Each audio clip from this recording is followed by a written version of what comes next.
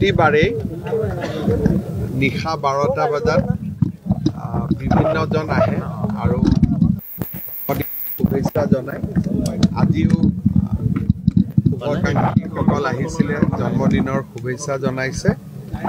সকলোকে মই মোৰ ফালৰ পৰা বহুত বহুত ধন্যবাদ জনাইছোঁ।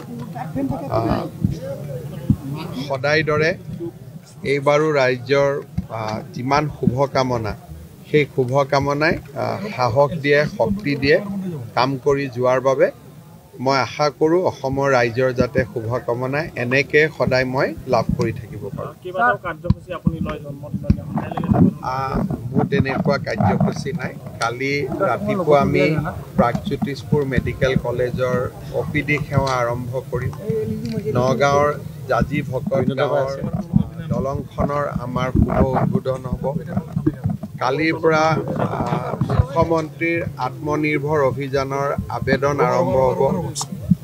গুৱাহাটীৰ হৰিজন কলনীৰ শিশুসকলক শংকৰদেৱ কলাক্ষেত্ৰতো লগ পাম। এনেকৈ গতানুগতিক সদায় প্ৰতিদিনেই মোৰ 6টা-7টা কাৰ্যসূচী থাকে। কালিও থাকিব। জন্মদিন বুলি বিশেষ একো নাই।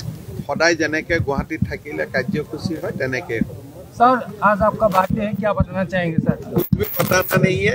लोग आए थे शुभकामना देने के लिए, शुभकामना के लिए आपका भी शुभ। সদায় প্ৰত্যেক বছৰে আহে ইমানখিনি, বিশেষকৈ যিখিনি মানুহে মোৰ লগত বহু দিনৰ হৈ আছে তেওঁলোক আহে।